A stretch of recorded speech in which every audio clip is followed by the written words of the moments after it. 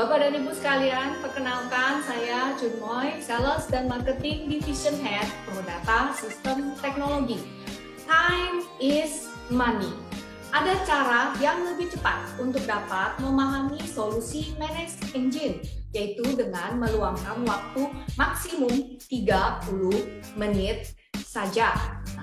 Prodata Education Video sudah tersedia untuk solusi Service Desk Plus, AD Audit Plus, AD Manager Plus,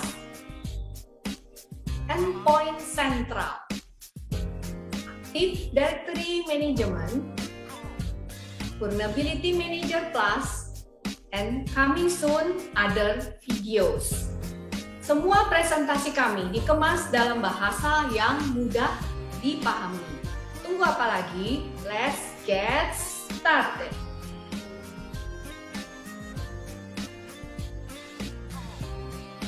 Akan kita bahas ya di siang hari ini ya Bapak dan Ibu sekalian. Jadi di sini kan kebanyakan kan para partner kan pasti banyak lead yang masuk ya di registration dan lain-lainnya. Nah nanti itu di registration itu akan ditampung oleh Prodata dan nanti kita akan bantu berikan informasi sehubungan dengan hasil di registrationnya. Nah untuk hal tersebut kita sudah sharing untuk alamat URL dari directnya kami. Ya kan di sini. Nah, ini adalah yang akan topik ini ya hari ini yang akan kita bahas nih Pak. Kebetulan dibantu Pak Hanif selaku prinsipal kami di Indonesia.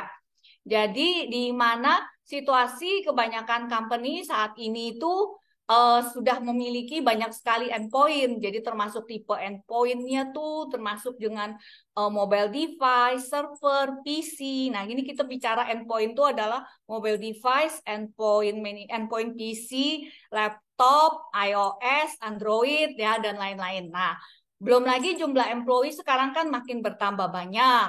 Terus juga tersebar di seluruh lokasi. Nah, setelah itu kan jadi kesulitan IT department itu kesulitan dalam memanage semua policy-policy yang beredar di seluruh endpoint ini. Istilahnya kita sebut kalau di Manage Engine tuh endpoint gitu ya Pak ya.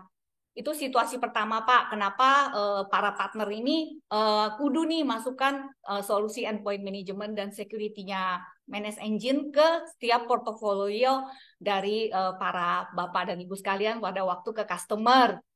Nah, yang kedua, Pak, situasi kedua, banyak company juga yang mengalami kesulitan, Pak, dalam mengidentifikasikan threat yang masuk.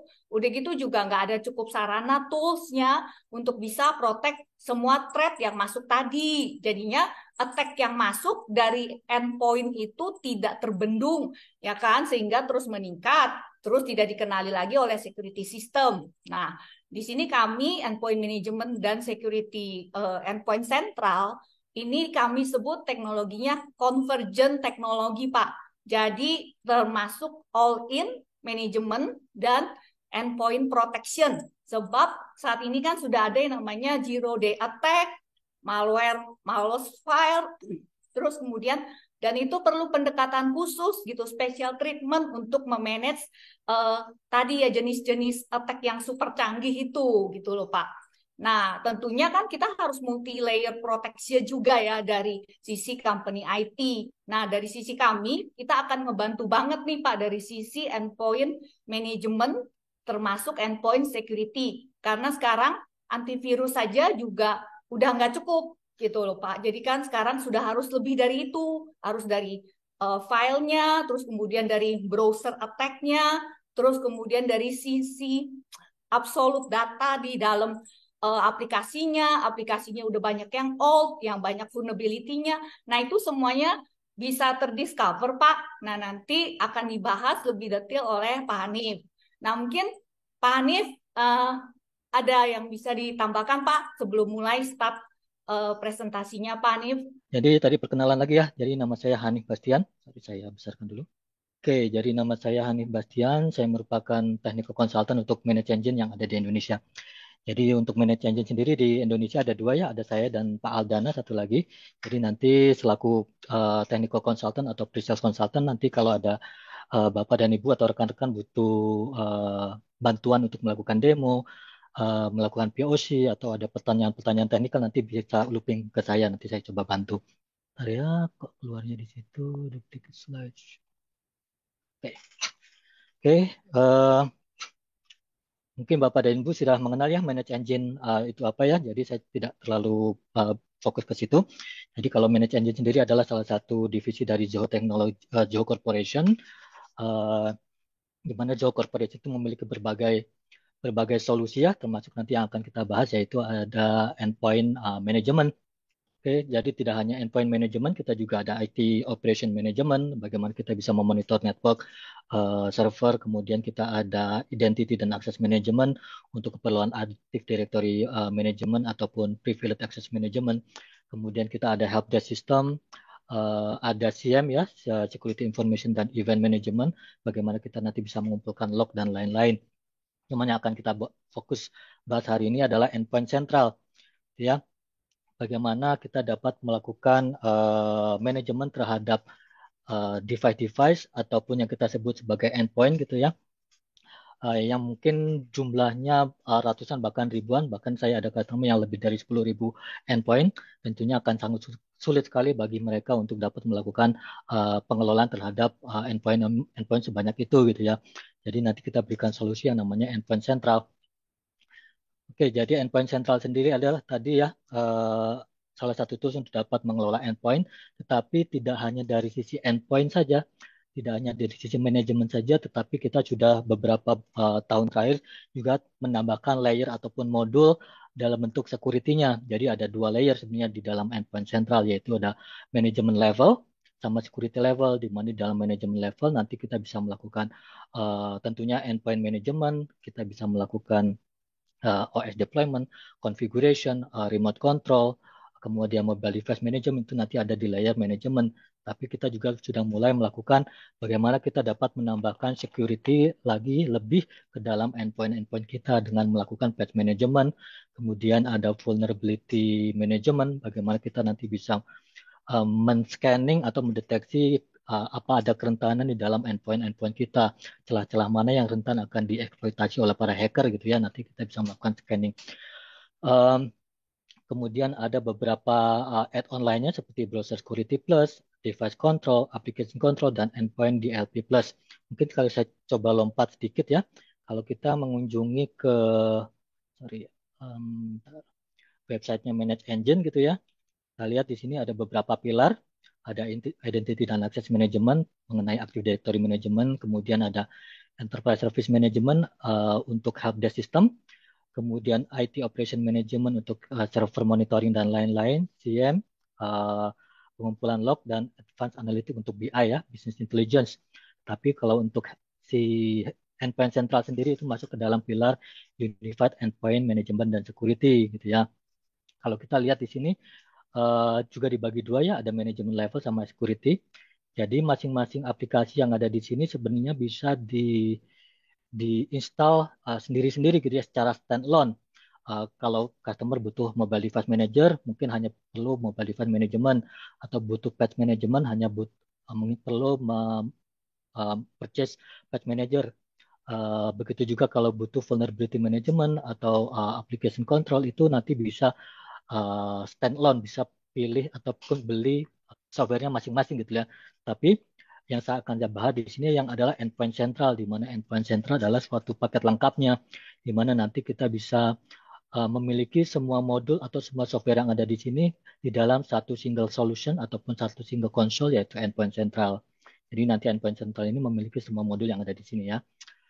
Tetapi tidak tadi saya tekankan lagi tidak menutup kemungkinan kalau customer kita butuh salah satu solusi yang spesifik gitu ya, nanti kita bisa berikan spesifik solution seperti itu masing-masing secara standalone.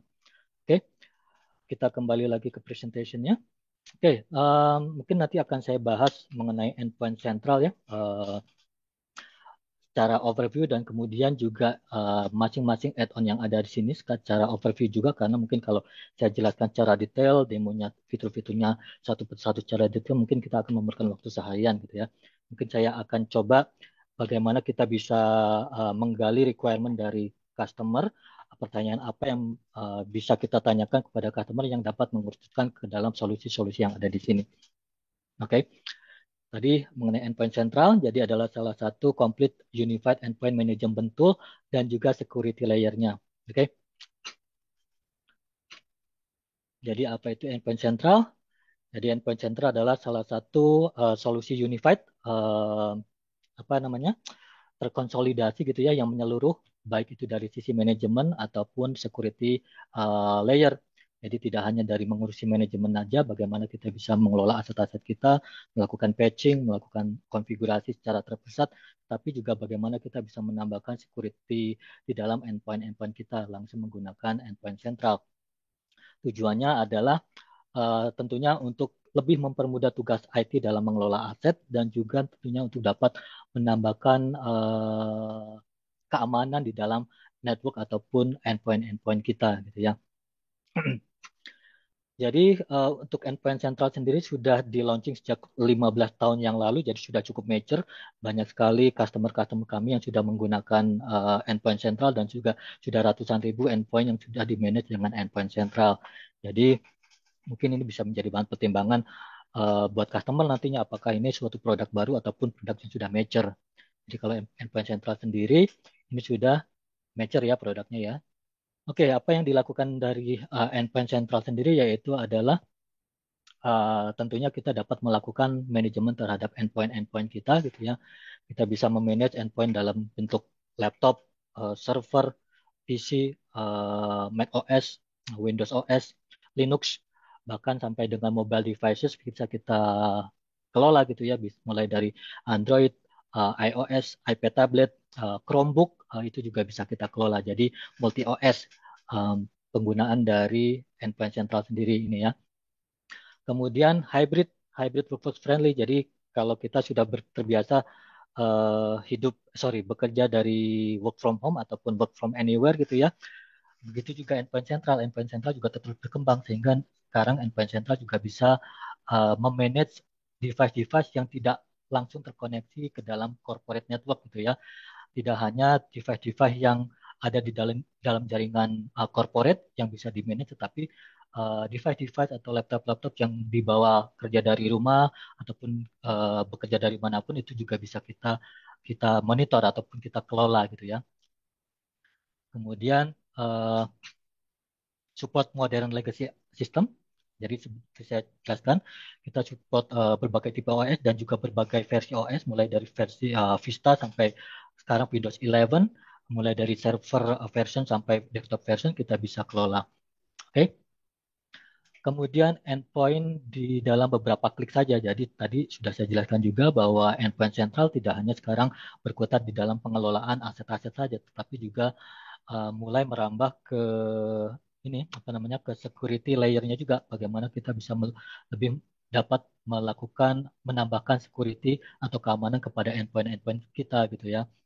Bahkan saya baru juga dapat informasi bahwa kita akan juga launching satu produk untuk antivirus gitu ya, next gen antivirus meskipun ini belum resmi di launching, tapi ini adalah salah satu bukti bahwa endpoint central ataupun unified endpoint management solution dari Manage Engine juga terus berkembang sesuai dengan permintaan dari market. Oke. Kemudian single dashboard view. Jadi untuk keperluan manajemen dan juga keperluan security itu bisa kita kelola langsung dari menggunakan konsolnya endpoint central. Tidak perlu lagi misalkan untuk keperluan remote gitu ya kita pakai TeamViewer. Kemudian untuk keperluan misalkan untuk keperluan browser security kita pakai solusi-solusi dari misalkan dari McAfee ataupun Symantec.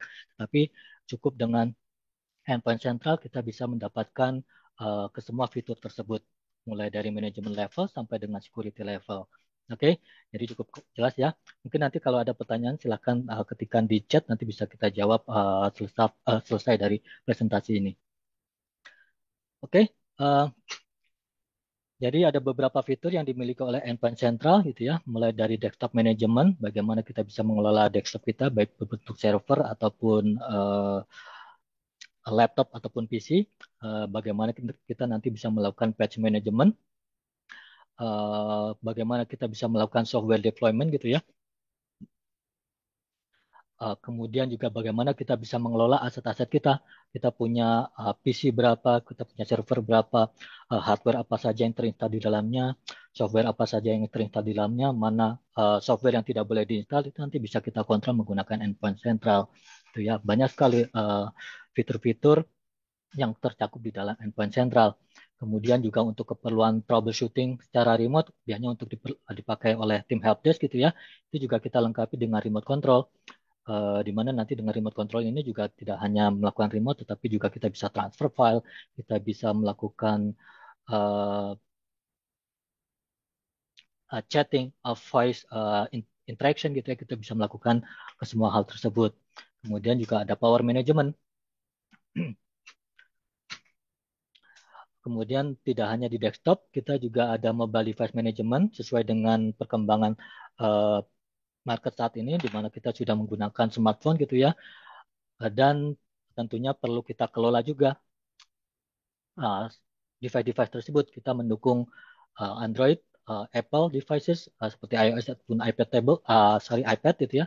Itu kita bisa kelola gitu ya. Bagaimana nanti kita bisa kelola device manajemennya, kita bisa tracking, biasanya untuk keperluan sales ya, kita bisa tracking di mana lokasinya, bahkan kita batasi pergerakan dari device kita tersebut yang istilahnya dari geofencing gitu ya, kita bisa buat pagar secara virtual di mana nanti kalau device tersebut melewati dari pagar virtual tersebut, nanti kita mendapatkan notifikasi ataupun bisa kita langsung hapus data-data yang ada di dalam mobile device tersebut sehingga lebih secure lagi.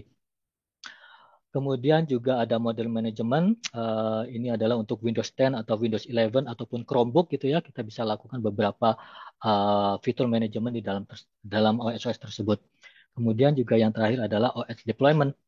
Bagaimana kita bisa create suatu image yang sudah stabil, OS yang sudah stabil, kemudian kita create masternya untuk kemudian kita duplikasi ke sistem-sistem ataupun mesin-mesin ataupun PC-PC yang baru gitu ya, sehingga semua PC memiliki keseragaman baik dari sisi OS ataupun dari sisi aplikasi yang terinstall di dalamnya ataupun konfigurasi yang ada di dalamnya. Oke, sehingga tujuannya adalah untuk mempermudah tim IT dalam melakukan manajemen aset-aset mereka. Oke, ini adalah secara garis besar fitur-fitur yang ada di dalam endpoint sentral gitu ya. Mungkin kalau ada pertanyaan dari teman-teman membutuhkan lebih detail, nanti silakan ditanyakan. Nanti coba saya akan jelaskan secara lebih detail lagi. Oke. Seperti yang saya jelaskan bahwa Manage Engine Endpoint Central sendiri support berbagai tipe OS gitu ya, mulai dari Windows, kemudian ada Linux juga, Mac OS, Android, iOS, dan juga tentunya mobile device. Jadi kita tidak perlu lagi memiliki sistem yang terpisah ataupun software terpisah untuk mengelola operating system yang beragam ini. Mungkin kalau Microsoft punya SCCM, kalau nggak salah ya, SCCM itu hanya untuk Microsoft, jadi hanya bisa untuk mengelola Windows devices. Tapi kalau untuk mengelola Linux sistem mereka, tentunya mereka harus menggunakan software yang lain. Misalkan kalau Red Hat juga punya Red Hat Satellite gitu ya, dan lain-lain. Tapi dengan menggunakan endpoint sentral ini, kita bisa mengelola ke semua OS ini hanya dari satu single solution ataupun dari single console, yaitu endpoint sentral. Oke, mungkin sebelum saya coba saya loncat dulu, mungkin biar teman-teman lebih mengerti. Mungkin saya coba lanjut ke arsitektur dulu ya, karena ini cukup penting juga. Bagaimana uh, endpoint sentral bekerja gitu ya. Jadi endpoint sentral itu memiliki agent yang harus kita install di dalam masing-masing PC yang akan kita kelola. Oke, jadi kita install servernya di dalam server kita, endpoint sentral, kemudian masing-masing endpoint atau masing-masing PC, server, kemudian laptop, mobile device itu nanti harus kita installkan agentnya masing-masing sehingga nanti bisa kita kelola device-device mana saja yang bisa kita kelola, yaitu device-device yang terkoneksi ke dalam jaringan ke kantor gitu ya, yang terkoneksi dalam jaringan kantor, tetapi juga bisa kita kelola untuk device-device yang terletak di kantor-kantor cabang. Gitu ya, kita bisa juga kelola device-device yang di kantor cabang, baik yang jumlahnya sedikit endpoint-nya di kantor cabang tersebut atau jumlahnya lebih dari 50 gitu ya. Itu juga bisa kita kelola yang ada di kantor cabang. Tapi tidak hanya itu, juga kita bisa melakukan pengelolaan terhadap device-device yang sedang dipakai work from home, yang terkoneksi ke jaringan di rumah kita gitu ya. Mungkin teman-teman pakai IndiHome ataupun Media ataupun pakai hotspot gitu ya. Itu masih bisa kita kelola menggunakan endpoint sentral. Jadi kalau kita buka untuk dapat digunakan ke dalam remote endpoint, tentunya kita harus membuka endpoint central server kita untuk bisa diakses dari internet gitu ya. Kita buka IP publiknya, kemudian apabila diperlukan lebih secure lagi, kita bisa tambahkan add-on yang namanya secure gateway server, sehingga nanti server dari endpoint kita tidak terekspos secara langsung ke dalam internet, tetapi ada mediasi satu server lagi, uh, satu server di tengah yang tugasnya adalah untuk memfilter paket-paket yang uh, ditujukan ke dalam endpoint central server kita. Seperti ini. Jadi cukup mudah ya. Ini jadi tadi saat mungkin saya tambahkan kita bisa mengelola endpoint-endpoint yang ada di kantor cabang. Kalau misalkan hanya 10 endpoint gitu ya di kantor cabang itu bisa koneksi langsung ke dalam endpoint central server gitu ya. Karena mungkin jumlahnya cuma sedikit, tetapi apabila lebih dari 50 endpoint di dalam kantor cabang yang ada di remote gitu ya, kita sarankan perlu uh, distribution server di dalam kantor cabang tersebut untuk dapat mengelola endpoint-endpoint yang ada di cabang tersebut, kemudian dari distribution server akan kirim datanya ke dalam endpoint sentral. Tujuannya adalah apa? Tujuannya adalah untuk dapat menghemat bandwidth dari WAN kita, bandwidth dari internet kita sehingga tidak terlalu banyak yang dimakan. Karena kalau kita tidak gunakan distribution server, tentunya setiap endpoint ini nantinya apabila akan di-patching akan mendownload masing-masing patch-nya untuk dirinya masing-masing gitu ya.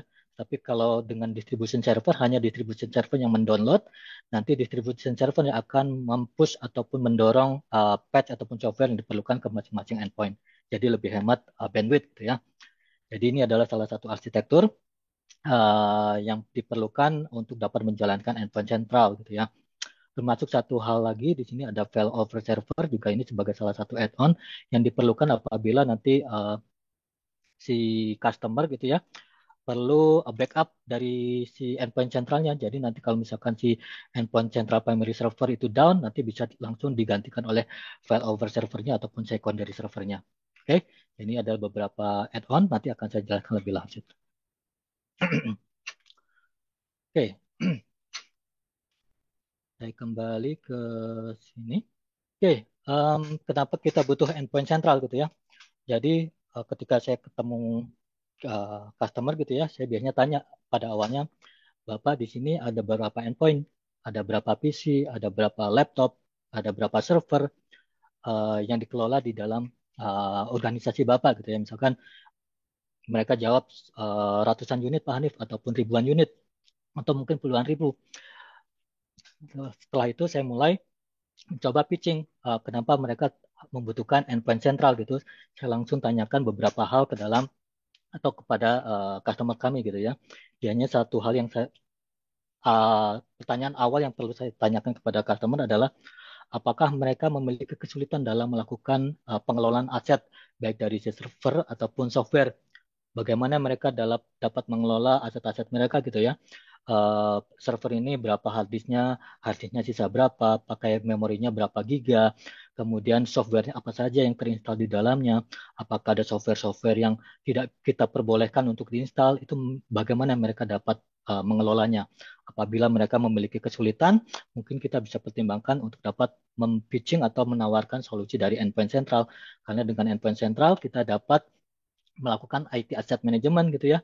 Kita bisa melakukan tracking terhadap hardware dan juga software aset kita gitu ya. Kemudian kita bisa melakukan, kita bisa melihat hardware apa saja yang ada di dalam environment kita. Kemudian ada hard disk apa saja yang terpasang di dalam server kita, berapa giga yang terpakai, berapa giga sisanya gitu ya. Berapa memori yang sudah terpakai. Kemudian software-software apa saja yang terinstall di dalamnya itu bisa kita kelola. Kemudian juga ada software metering, kita bisa melihat software mana yang sering digunakan gitu ya. Tentunya ini akan sangat berguna untuk dapat mempertimbangkan apakah kita perlu memesan lisensi dari software tersebut, perlu memperpanjang lisensi dari software-software tersebut. Tentunya untuk software-software yang tidak pernah digunakan ataupun software yang jarang digunakan gitu ya, mungkin bisa dipertimbangkan untuk tidak menambahkan atau tidak memperpanjang lisensi dari software tersebut.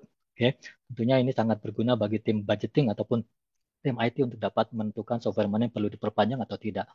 Kemudian ada juga block dan blacklisted software gitu ya. Software mana yang diizinkan untuk dapat diinstal di dalam endpoint kita, software mana yang tidak. Begitu itu nanti akan di-scanning oleh endpoint sentral.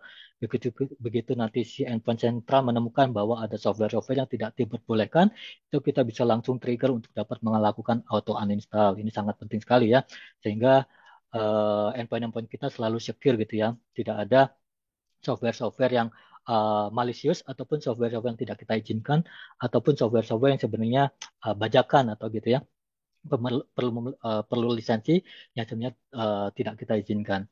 Kemudian juga ada beberapa uh, alerting untuk inventory-nya, misalkan nanti sisa hard drive-nya sisa sedikit gitu, sisa 10%, nanti kita dapat notifikasi dan segala macam. Itu nanti ada di dalam IT Asset Management.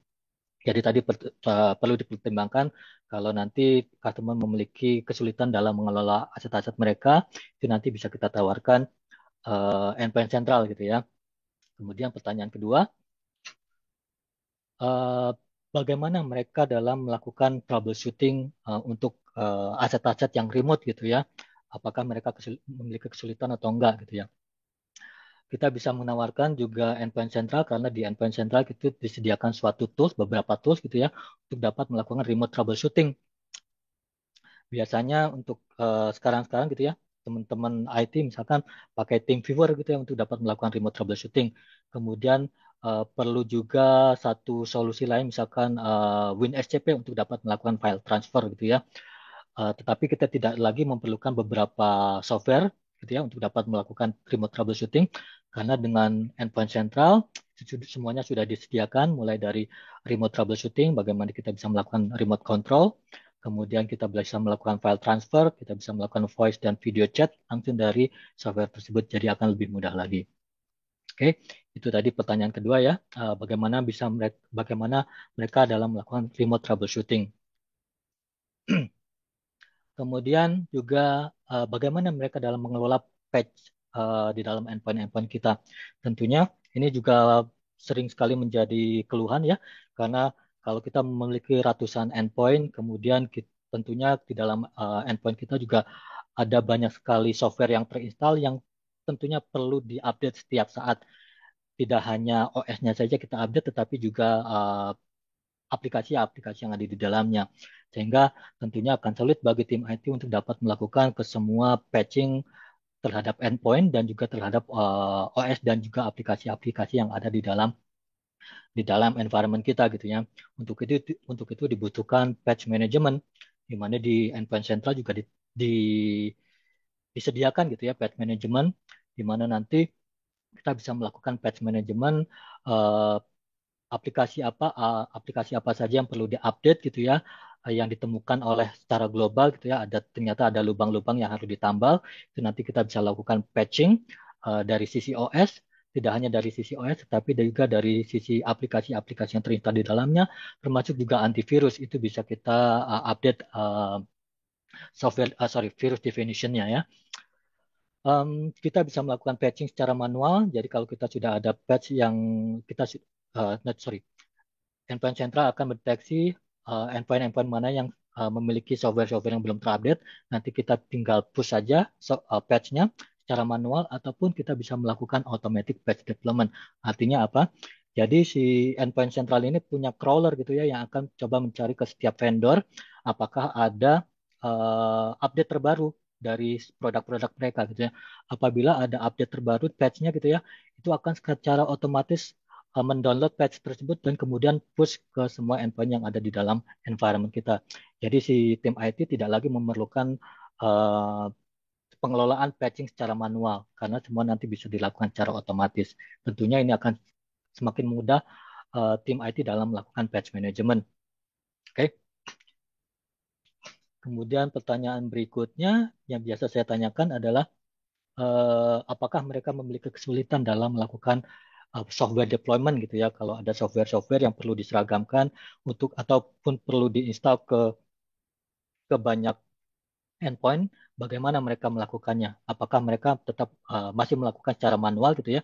Mereka pergi ke endpoint tersebut ataupun si usernya memberikan laptop mereka masing-masing, kemudian si tim IT eh, masuk ke dalam endpoint tersebut dan kemudian melakukan instalasi secara manual, ataukah mereka membutuhkan solusi yang eh, otomatis gitu ya, menggunakan solusi seperti endpoint management ini. Jadi dengan endpoint sentral ini kita bisa melakukan push software ataupun software deployment sehingga nanti tugas IT akan semakin mudah. Jadi kita tinggal pilih saja software mana yang akan diinstal, kemudian tinggal kita deploy. Jadi langsung instalasi akan langsung di-trigger oleh endpoint sentral. Kita tidak perlu lagi melakukan remote troubleshooting, kita tidak perlu lagi butuh si physically mesinnya untuk ada di depan kita untuk dapat melakukan software deployment. Oke, berikutnya adalah em, bagaimana kita dapat melakukan instalasi mesin-mesin yang baru gitu ya. Apakah mereka memiliki kesulitan atau tidak gitu ya. Jadi saya dulu punya customer gitu ya. Kebetulan itu adalah salah satu retail besar di Indonesia, di mana mereka punya case tiap kasir mereka itu dilengkapi tentunya dengan POS mesin yang biasanya ada Windows, pakai Windows OS, di mana tiap-tiap mesin tersebut harus seragam, baik dari sisi OS versionnya apa, kemudian service pack berapa, kemudian ada software apa saja yang terinstall di dalamnya, konfigurasinya juga harus seragam gitu ya. Jadi mereka perlu requirement seperti itu. Jadi dengan itu kita bisa tawarkan endpoint sentral. Bagaimana endpoint sentral dapat menyelesaikan kasus tersebut adalah dengan membuat suatu master master OS gitu ya, OS yang sudah stabil dari sisi OS-nya, kemudian ada software di dalamnya dan juga ada konfigurasi di dalamnya kita ambil sebagai suatu master OS gitu ya, yang tujuannya adalah untuk dapat menduplikasi master OS ini ke sistem ataupun mesin-mesin yang baru.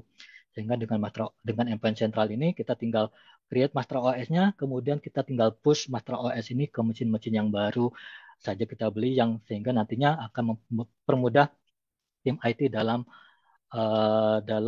melakukan instalasi mesin-mesin yang baru sebelum nantinya di deliver ke penggunanya masing-masing ataupun ke store masing-masing gitu ya. Jadi ini akan sangat mudah sekali uh, dalam melakukan penyeragaman OS dan juga konfigurasi dari mesin-mesin kita, gitu ya.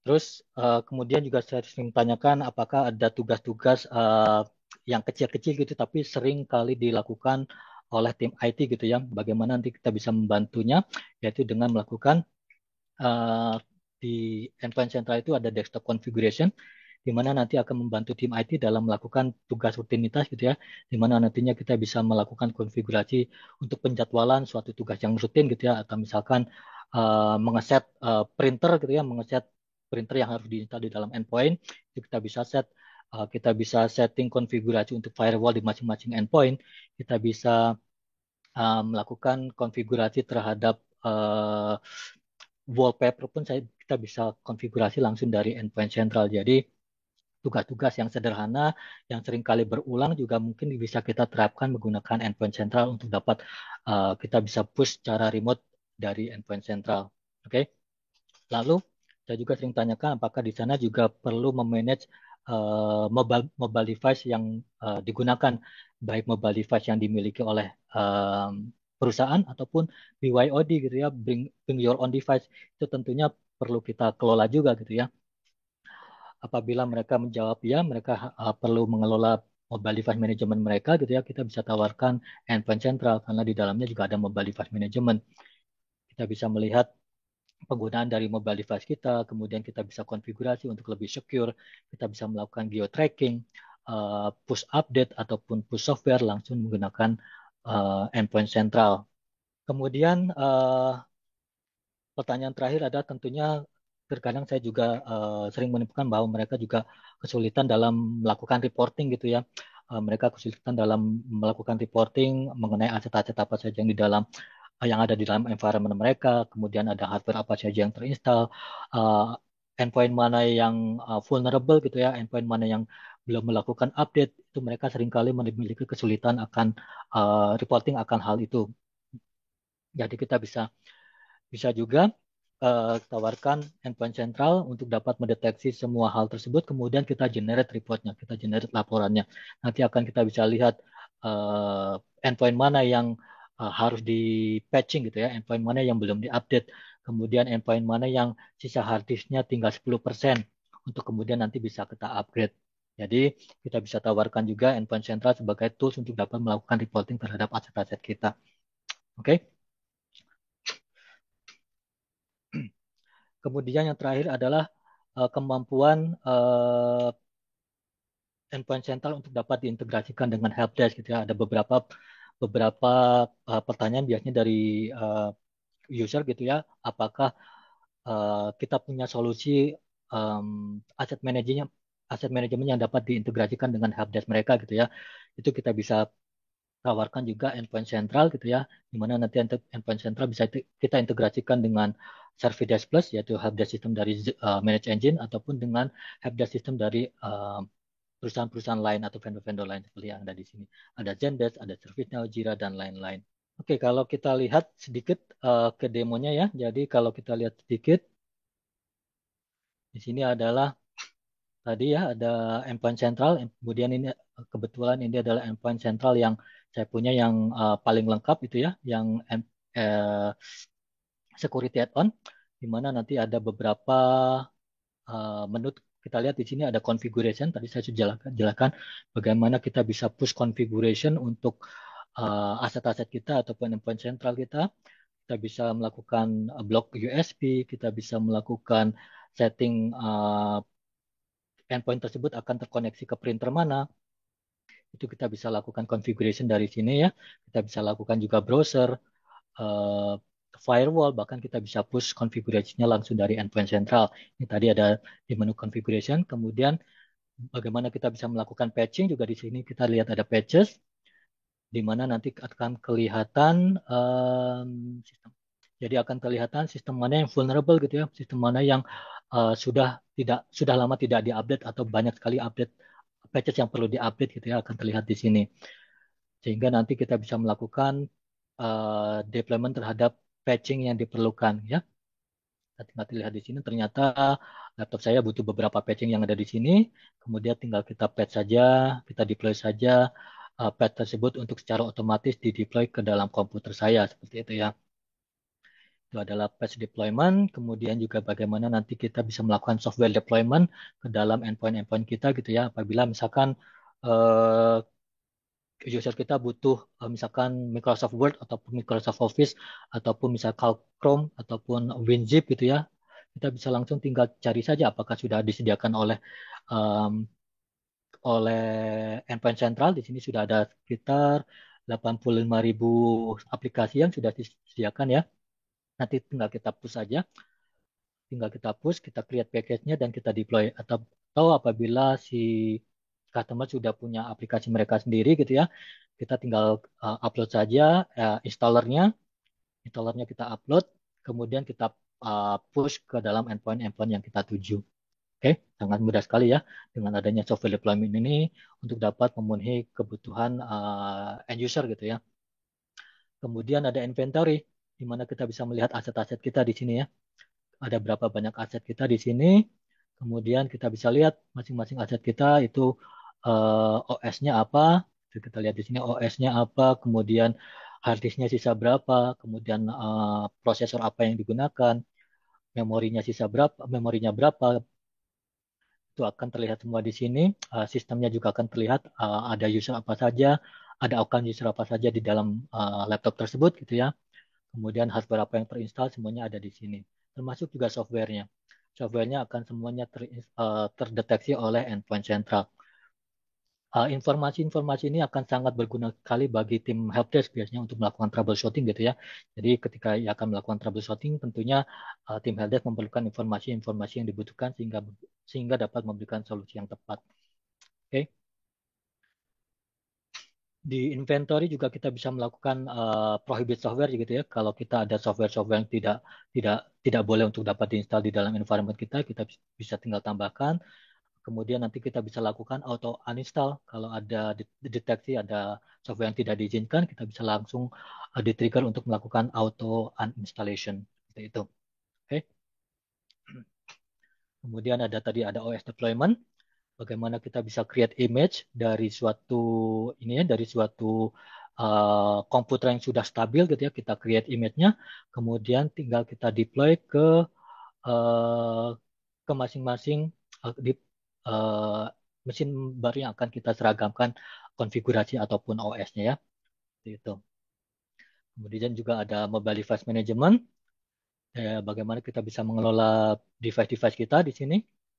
Kebetulan saya tidak ada ya, jadi kita bisa melakukan device-device kita, Android device, Apple devices, kita bisa kelola di sini, kita enroll, kemudian kita bisa lakukan geofencing, geotracking langsung dalam menggunakan mobile device management.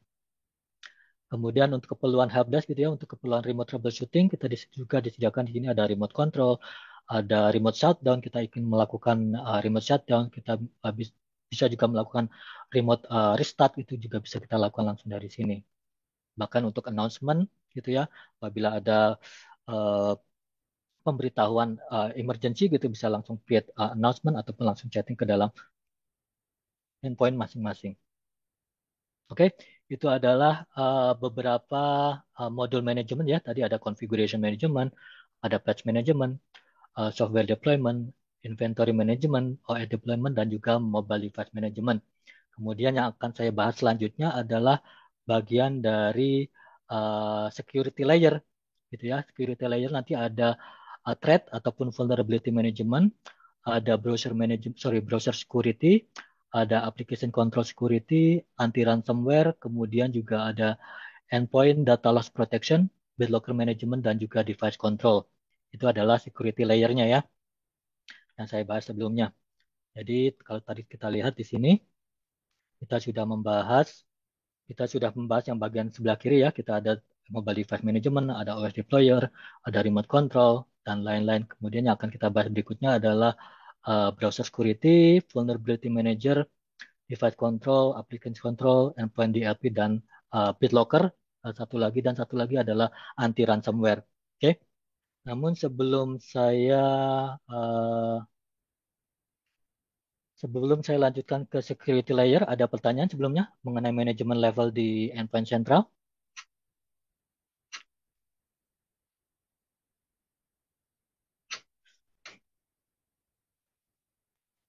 Oke, kalau tidak ada, coba saya lanjutkan ke add-on ya.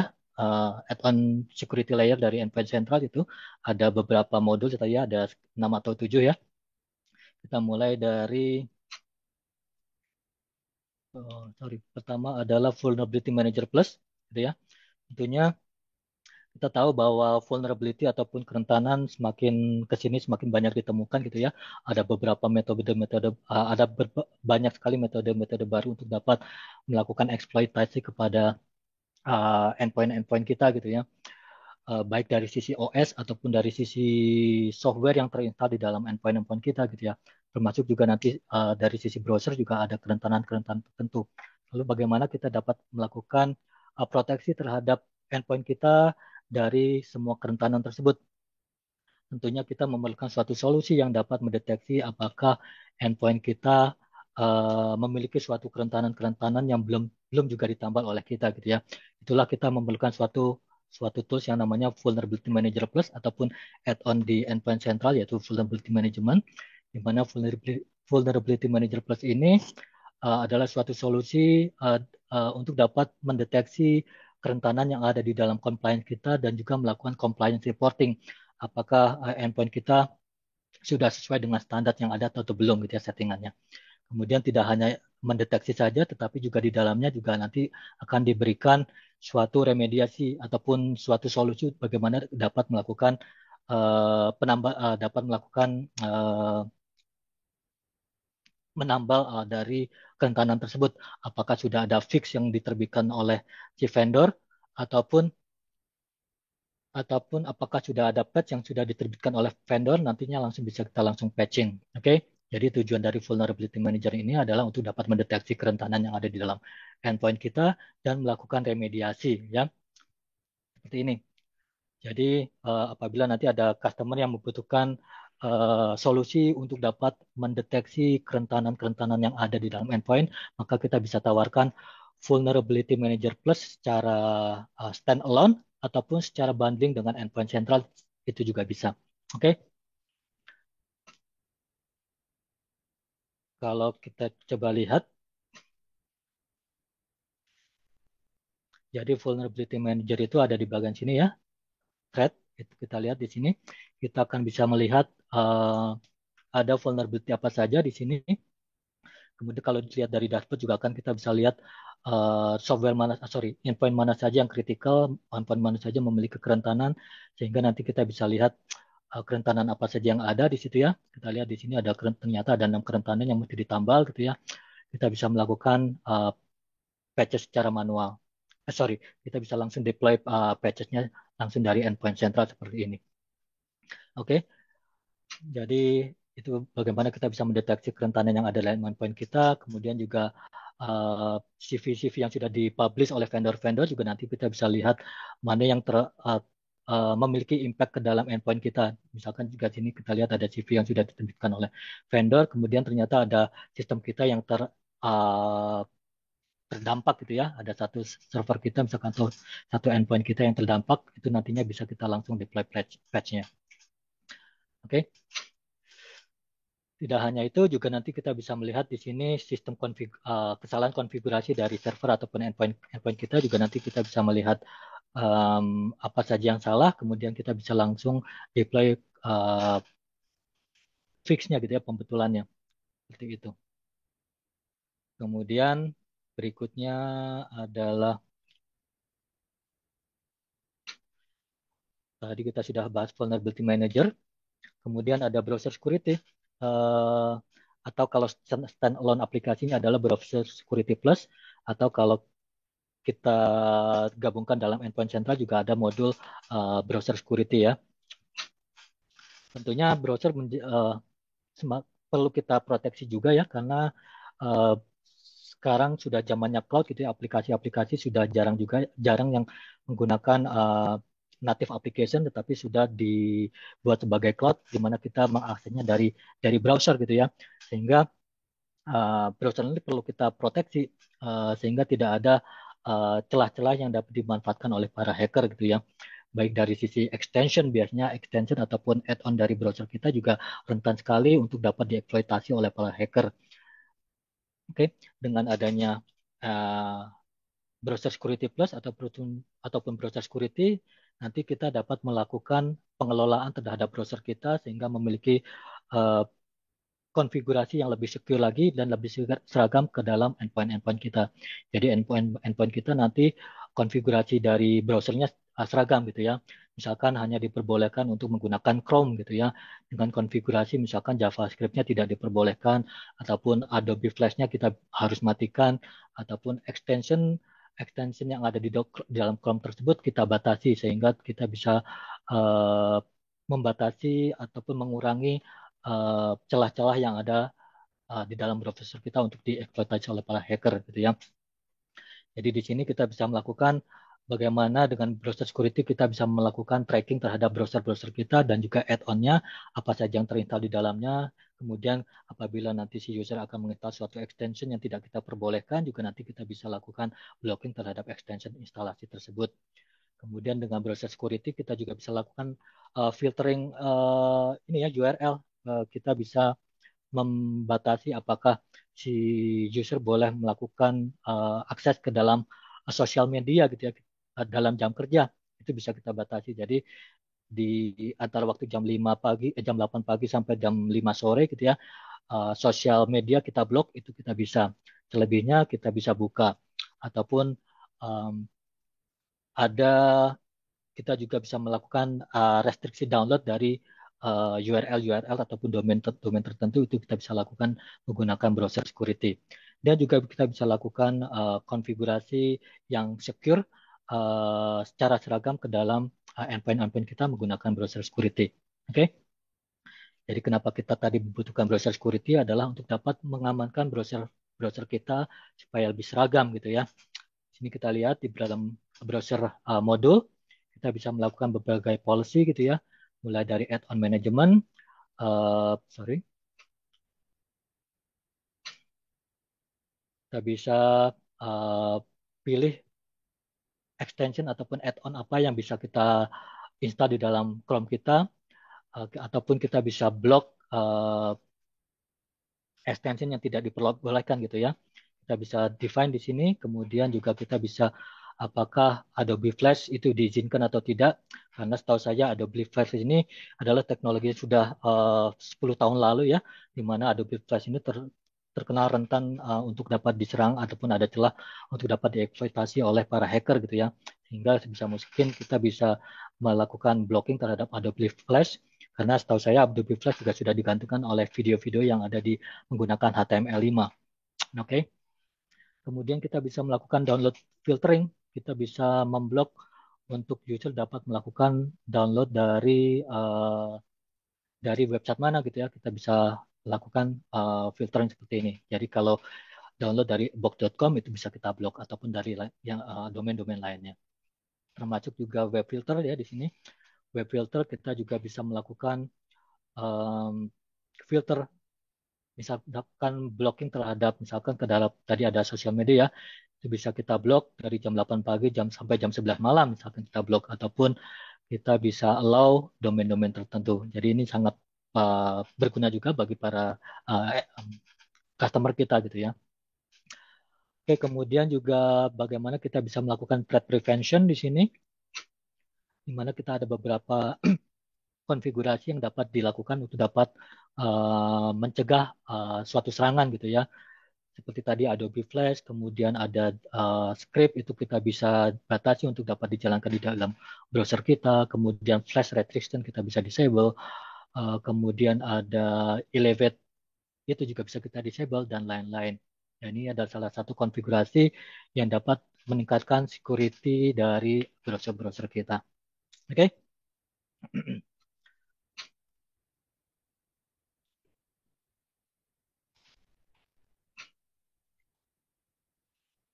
Kemudian ada device control, di mana dengan device control ini kita bisa melakukan pengelolaan terhadap perangkat-perangkat yang bisa dikoneksikan ke dalam laptop ataupun server kita gitu ya. Biasanya kita tidak memperbolehkan USB untuk dapat dikoneksikan ke dalam server kita. Itu kita bisa menggunakan device control gitu ya.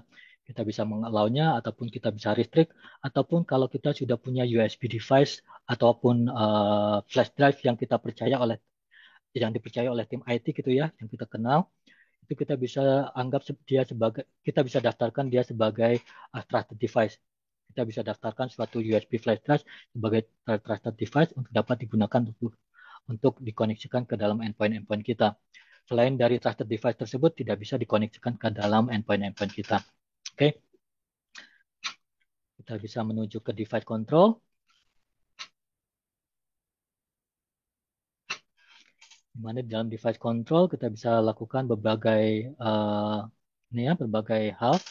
Apakah kita bisa koneksikan USB device gitu ya.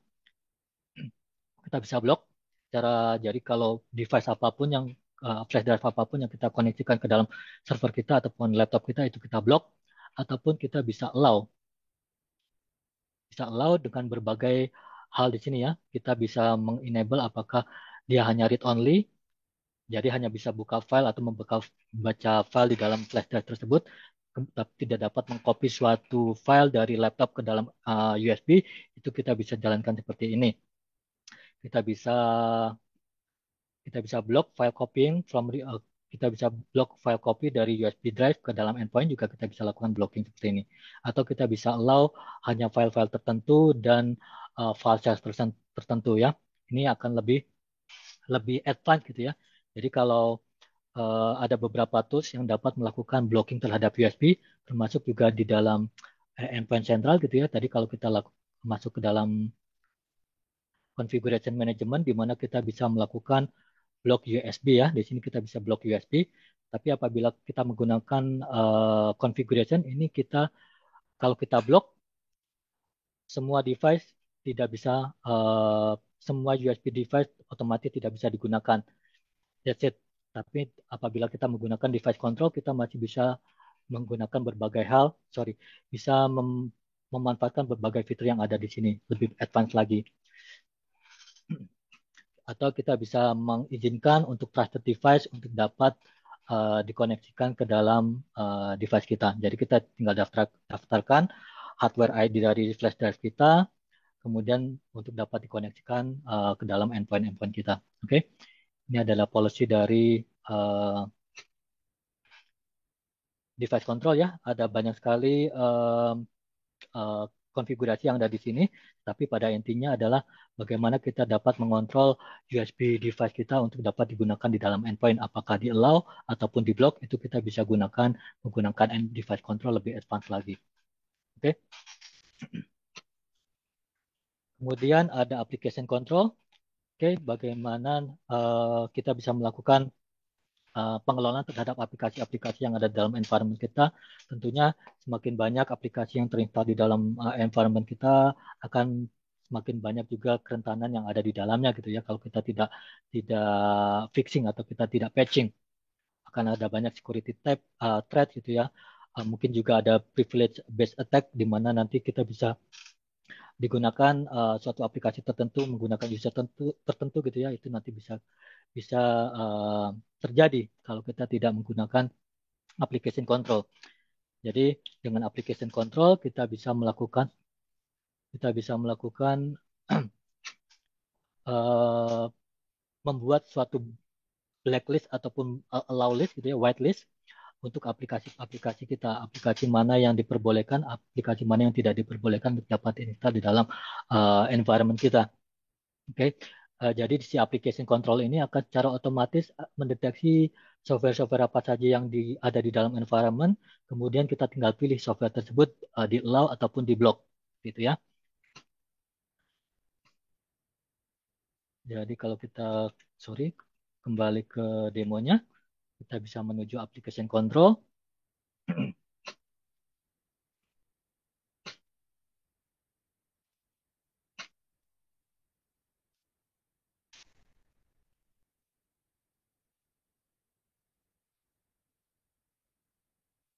Oke, jadi kita bisa buat uh, mana aplikasi yang menjadi whitelist yang diperbolehkan gitu ya. Kita tinggal modify aja. Kita tinggal pilih aplikasi mana yang diperbolehkan, mulai dari vendornya ataupun kalau kita sudah tahu nama produknya, kita tinggal pilih ataupun kita sudah tahu folder path-nya, ataupun exe file-nya, kita sudah tinggal pilih saja. Kemudian kita update, kemudian kita deploy ke masing-masing endpoint gitu ataupun group endpoint. Begitu juga atau aplikasi yang tidak kita perbolehkan gitu ya. Kita tinggal create blocklist-nya. Aplikasi mana yang tidak diperbolehkan di dalam endpoint kita itu nanti kita tinggal daftarkan saja. Jadi aplikasi-aplikasi yang ada di sini sebenarnya sudah terdeteksi otomatis. Kita hanya tinggal memilih apakah aplikasi tersebut diperbolehkan atau tidak diperbolehkan untuk ada di dalam environment kita. Oke, sehingga nantinya dapat dilakukan tindak selanjutnya tim IT dapat menindaklanjuti bagaimana dapat melakukan solusi terhadap aplikasi-aplikasi tersebut.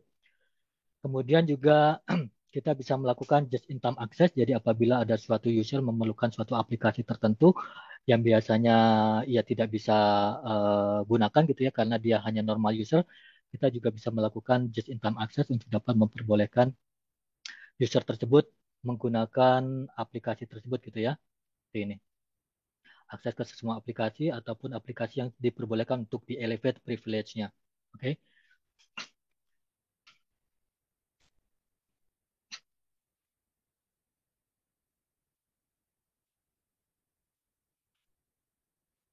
Jadi ini application control ya, bagaimana kita bisa melakukan atau membuat suatu blacklist ataupun whitelist terhadap aplikasi-aplikasi yang ada di dalam environment kita. Tujuannya tentunya untuk memberikan keamanan lebih dalam environment kita untuk mengurangi threat-threat yang ada di dalam environment kita. Kemudian ada juga data loss prevention. Ini juga beberapa kali ditanyakan oleh customer kami, yang mereka bertanya gitu ya, apakah ada suatu sistem yang dapat mencegah untuk data-data rahasia untuk dapat disebarkan melalui USB, melalui copy paste, melalui cloud, di-sharing ke cloud storage, ataupun di-sharing melalui email attachment, ataupun di-sharing melalui WhatsApp web gitu ya. Itu bisa, ada nggak solusi dari management engine seperti itu? Jawabannya ada gitu ya. Kita bisa menggunakan data loss prevention dari Manage Engine, di mana nantinya kita bisa mengklasifikasikan data apa yang kita anggap rahasia gitu ya. Kita bisa membuat suatu keyword, misalkan keyword biasanya data rahasia, biasanya ada data nomor KTP, data rekening, alamat gitu ya, paspor itu misalkan bisa kita anggap rahasia, kemudian kita daftarkan keyword-keyword tersebut di dalam data loss prevention classification tools gitu ya, sehingga nanti tools ini nantinya akan mendeteksi file-file mana yang memiliki kata-kata kunci tersebut sehingga akan dianggap sebagai data-data yang rahasia gitu ya. Setelah diidentifikasi data yang rahasia tersebut. Sore Pak, untuk suaranya mohon dibantu Pak. Ya, Iya, tadi suaranya kurang jelas Pak, bisa diinfokan kembali di yang mana? 1 menit, hampir Satu satu menit menit ya. Oke, terakhir Pak. berarti Iya, masih di DLP ya. Baik, saya ya. ulangi mungkin yang DLP ya. DLP, ntar. Oke, jadi DLP, backgroundnya adalah saya, bagaimana kita bisa mencegah kebocoran data gitu ya. Kalau kita ingat beberapa waktu lalu, data-data KTP kita itu dibocor gitu ya, kemudian disebarkan di dalam dark web gitu ya. Ya mungkin ini adalah salah satu solusinya.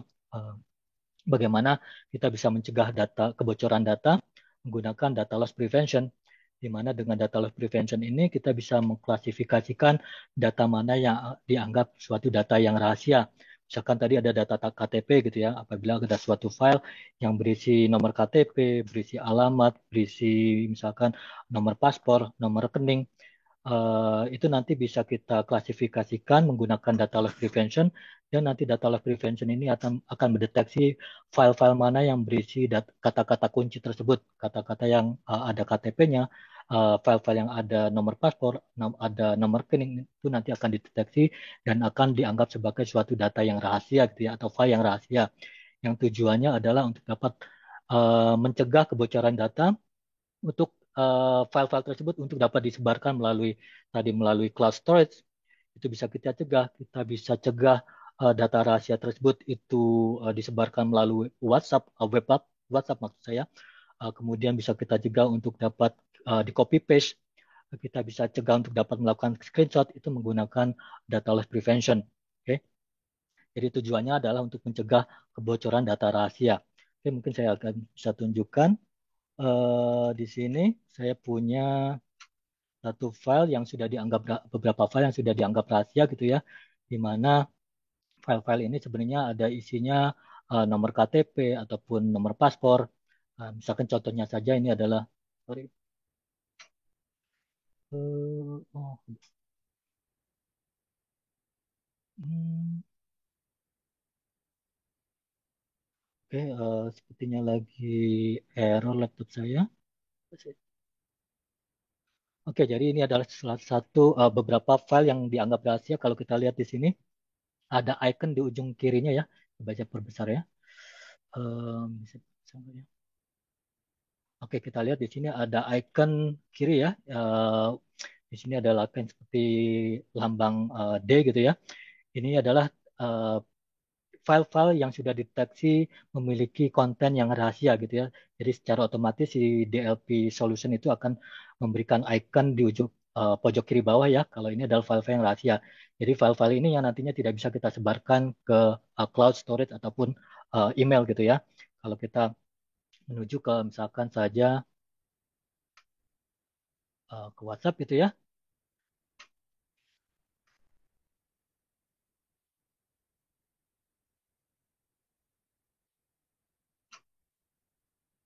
itu bisa kita, sorry, itu bisa kita cegah untuk dapat disebarkan gitu ya. Jadi ini misalkan tadi classified ya, atau rahasia gitu ya. Itu di monitor saya muncul satu icon yang bertuliskan bahwa browser upload block. Kita mencoba untuk mengupload suatu file yang rahasia gitu ya. Itu nanti bisa deteksi oleh ini. Tadi kita coba apa tadi kirim melalui web WhatsApp ya, itu bisa kita cegah. Begitu juga kalau kita coba untuk upload ke cloud storage juga nanti akan dapat notifikasi yang sama. Seperti itu. Jadi ini adalah salah satu tools untuk dapat mencegah suatu kebocoran data ya, dengan pendeteksian data-data yang rahasia, kemudian dia akan memblok data tersebut untuk dapat disebarkan. Oke.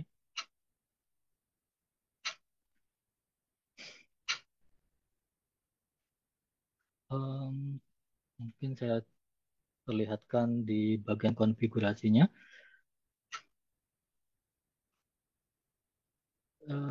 Device control. Jadi kalau kita lihat di sini, bagaimana kita bisa melakukan ini ya, apa namanya, klasifikasi adalah, oh sorry, bukan device control tadi DLP ya. Jadi saya punya keyword yang saya daftarkan di sini. Setelah kita daftarkan keywordnya, langsung nanti si DLP akan scanning file-file mana yang memiliki keyword tersebut. Kemudian kita bisa langsung mencegah untuk dapat disebarkan ya, data loss prevention-nya, bagaimana kita bisa cegah. Kita bisa cegah file aksesnya gitu ya. Hanya bisa dibuka menggunakan aplikasi tertentu gitu ya. Kalau dibuka dari aplikasi lainnya tidak bisa dibuka, tidak bisa diakses. Kemudian kita bisa blok terhadap file tersebut untuk di screen capture, di screenshot. Kemudian kita bisa cegah untuk dapat disebarkan melalui email klien menggunakan Outlook klien ya. Kita bisa cegah file tersebut untuk dapat diupload ataupun hanya bisa diupload ke trusted domain, mungkin domain-domain perusahaan kita ataupun yang lainnya gitu ya. Ataupun kita bisa blok seluruhnya seperti itu.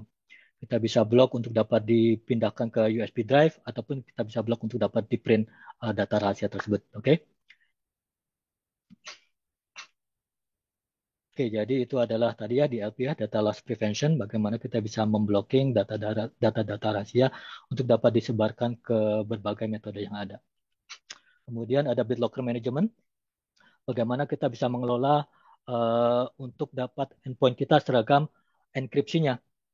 Oke, jadi enkripsi adalah penting sekali sehingga nanti data kita akan selalu ini ya, selalu terkunci gitu istilahnya. Jadi tidak bisa dibaca oleh orang-orang yang tidak memiliki recovery key. Jadi misalkan um, hard drive di laptop kita dipindahkan ke dalam, diambil atau dicuri kemudian dipindahkan ke dalam laptop yang lain, itu data-data kita tidak bisa dibaca oleh orang lain tersebut tanpa menggunakan recovery key yang kita generate menggunakan BitLocker gitu ya.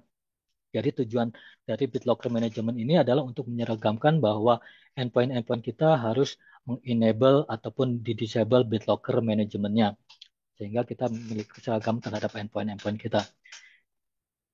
Oke, jadi dengan BitLocker Management ini nanti akan terdeteksi endpoint mana yang belum mengaktifkan BitLocker encryption-nya. Kemudian kita bisa melakukan enable BitLocker Management-nya menggunakan endpoint sentral ataupun menggunakan endpoint sentral untuk dapat melakukan enable encryption-nya. Seperti itu. Nah, kemudian juga apabila nanti suatu saat kita lupa recovery key-nya, kita bisa generate recovery key-nya menggunakan endpoint sentral. Oke. Ini seringkali ditanyakan dari customer ya, apa kita punya suatu tools untuk dapat melakukan BitLocker management secara remote ke semua endpoint yang mereka miliki gitu ya, untuk dapat menyeragamkan enkripsi yang ada di dalam endpoint-endpoint mereka. Oke.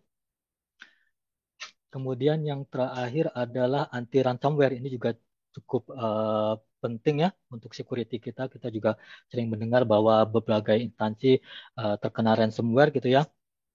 Jadi dengan anti ransomware gitu kita bisa mencegah bukan mencegah, kita bisa mengembalikan data-data yang sudah terkena dampak ransomware yang sudah dienkripsi oleh pihak hacker gitu ya. biasanya setelah data yang sudah dienkripsi oleh pihak hacker gitu ya, hacker minta tebusan untuk dapat mendekrypt file-file kita. Tapi dengan adanya anti ransomware ini, nantinya si endpoint central akan mendeteksi apakah ada suatu kejadian ransomware di dalam environment kita ataupun di dalam endpoint kita.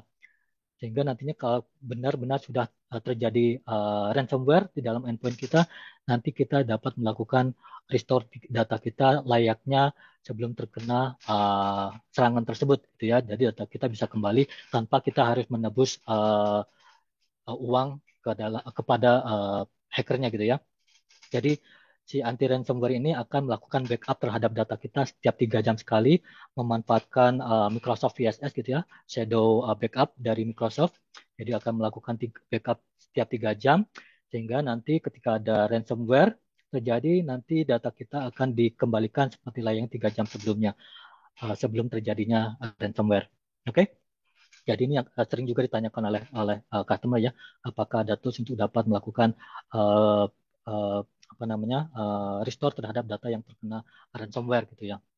Jadi kita punya solusinya namanya anti ransomware yang menjadi suatu add-on di dalam endpoint central. Oke? Oke, tadi saya sudah membahas ada anti ransomware, kemudian ada BitLocker management, kemudian ada device loss protection ya, ada device control, application control, kemudian browser security, dan juga vulnerability management. Ketujuh modul tersebut itu bisa didapatkan sebagai add-on security di dalam endpoint central ataupun di deploy secara standalone sebagai software-software yang terpisah. Oke. Oke, jadi endpoint central sendiri itu ada berbagai edisi. Sebenarnya ada 4, ada 5 ya. Satu lagi adalah free edition.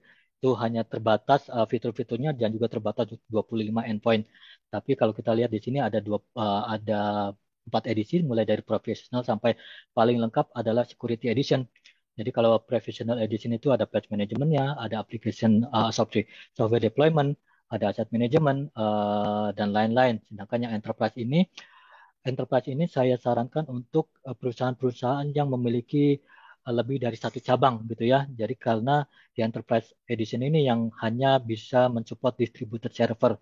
Jadi kalau kita tanya ke customer gitu ya, customer ada cabang lainnya nggak di lokasi yang terpisah gitu ya.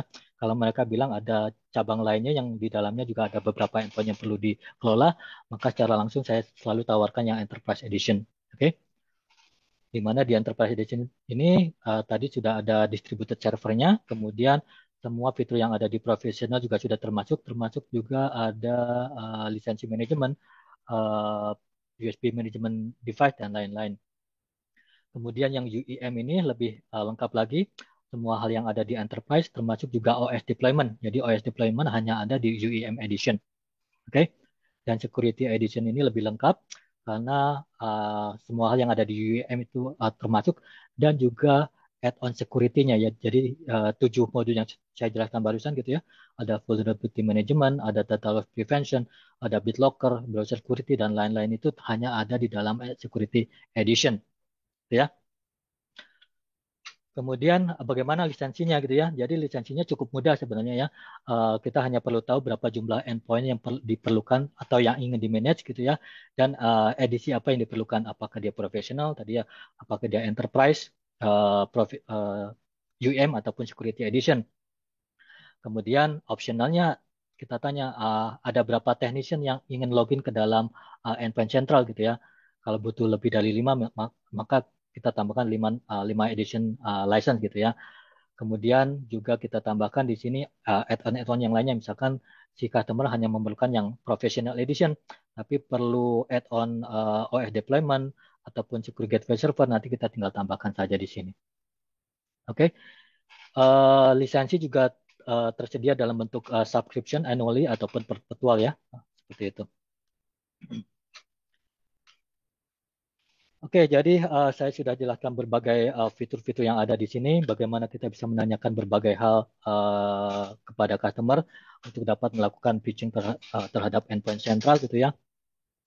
Yang perlu kita garis bawahi di sini adalah endpoint central adalah salah satu solusi yang cukup komprehensif, di mana tidak hanya memiliki fitur terhadap manajemen level saja, tetapi juga kita sudah support security level gitu ya. Bagaimana kita bisa meningkatkan security dari endpoint kita menggunakan security add-on yang ada di dalam endpoint sentral. Kemudian juga cukup cost efektif gitu ya. Salah satu endpoint sentral adalah salah satu solusi yang dikenal juga sangat cost efektif dibandingkan dengan solusi-solusi serupa lainnya. Kemudian juga sangat mudah diintegrasikan dengan berbagai aplikasi-aplikasi yang lainnya. Endpoint Central juga sudah tercatat dalam Gartner ya beberapa tahun yang lalu. Sampai juga kalau nggak salah beberapa saat yang lalu juga sudah tercatat dan dapat mailis sudah tercatat juga di Gartner. Jadi nanti bisa menjadi bahan pertimbangan bagi customer kita apakah ditanyakan apakah endpoint central sudah dikenali di Gartner atau enggak. Jawabannya ya, di sini kita sudah bisa lihat. Nanti ada beberapa link yang ada di sini yang perlu kita garis bawahi kalau semua modul dari endpoint central ataupun semua solusi dari Manage Engine itu tersedia secara 30 day free trial gitu ya. Kita tinggal download aja, kita bisa gunakan full fitur selama 30 hari. Jadi bisa kita gunakan untuk POC gitu ya. Tentunya apabila nanti kita butuhkan waktu yang lebih panjang lagi untuk POC, kita bisa meminta extension untuk trial license-nya seperti itu. Selamat datang di acara Prodata Partner Event Day 2023. Saya Chun Moy yang akan memandu acara hari ini.